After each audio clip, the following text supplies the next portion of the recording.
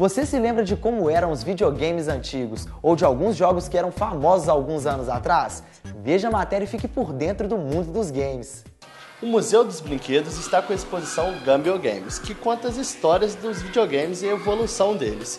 E hoje a Jéssica vai apresentar um pouquinho dessa história pra gente. Tudo bem, Jéssica? Tudo jóia. Pode ir. Bom, a história dos videogames, ela começa uma história bem inusitada. Há muito tempo atrás, engenheiros começaram a observar que quando alguns soldados ficavam em isolamento, eles começavam a usar os simuladores de guerra para brincar, né, para interagir.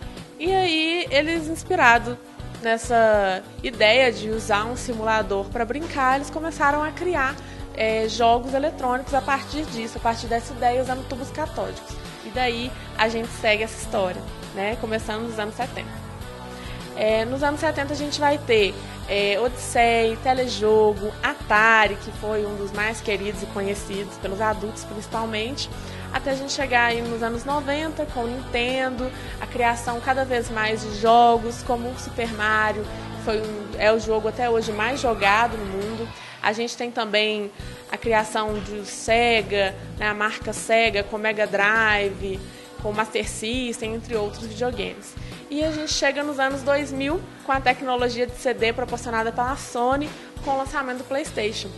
Para não ficar fora da parada, a Microsoft lança a Xbox e choca todo mundo com a tecnologia do Kinect, que é leitura de infravermelho, e aí também a movimentação da garotada, não ficar só lá parada no videogame, mas começar a movimentar para jogar.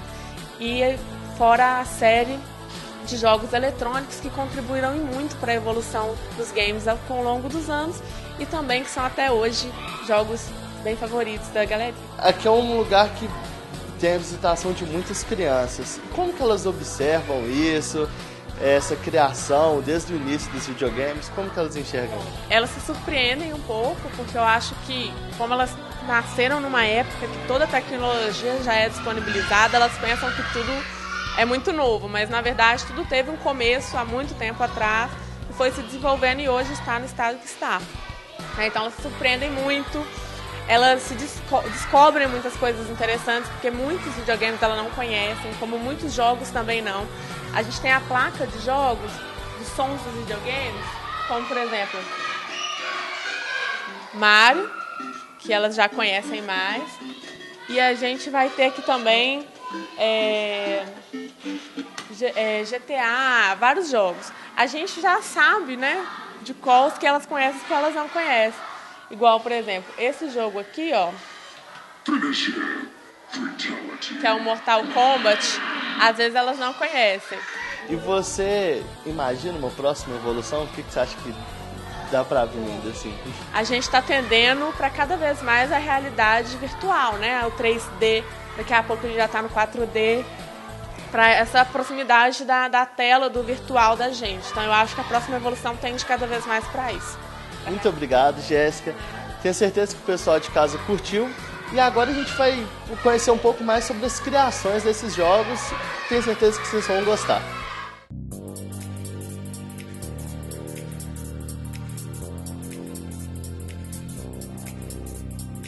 Hoje em dia, referências do passado, coisas simples como, por exemplo, vou dar um exemplo emblemático aqui, que é o Flappy Bird.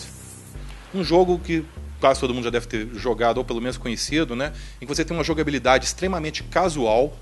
Aí entra a questão dos casual gamers, né? Você tem um usuário, uma pessoa, eu e você, todos nós, com o tempo muito fragmentado.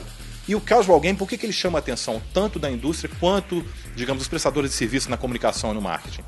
Porque eles burlam essa linearidade, essa dificuldade, de tal forma que as pessoas passam horas e horas num jogo simples.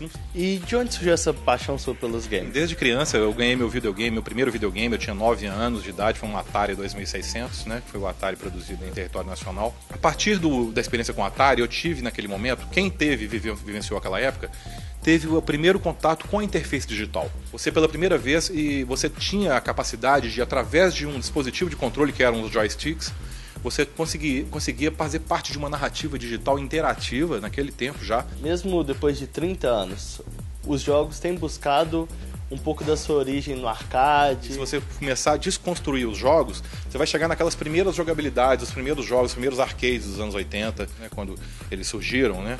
Eles eram feitos para que você pudesse colocar uma ficha e se divertir ali por alguns minutos. Se o cara ficasse ali horas, ele ia dar prejuízo certamente pro cara que locava, pro locador lá da máquina.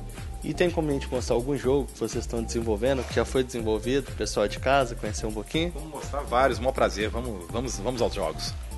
Bem, esse é o Cata Moeda, um game que a gente está desenvolvendo. É um jogo para as lojas conceito, em que a gente usa uma tecnologia chamada Node.js para que a pessoa possa utilizar o próprio celular ou tablet sem precisar instalar nenhum aplicativo. Ela é convidada a utilizar o dispositivo dela como o controle do jogo.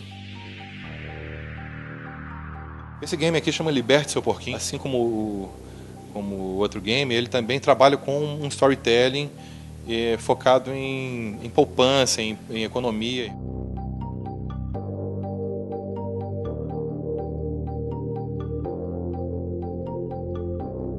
Se você quer saber mais sobre os games, confira outros conteúdos na nossa web rádio e no portal Tudo Une.